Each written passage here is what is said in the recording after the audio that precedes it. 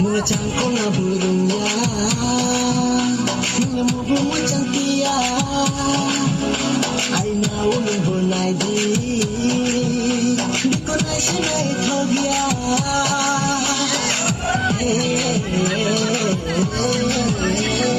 Nimba electric kadam, o Malaysia nimba electric kadam, o Malaysia khani maya bonu nori ha, o Malaysia khani maya bonu nori ha, o Malaysia oe ta khani khalar di khani ranjmaya, oe ta khani khalar di khani ranjmaya, maya musale tuna aini din maya, maya musale tuna aini Malaysia, maya musale tuna aini din maya, maya musale tuna aini Malaysia.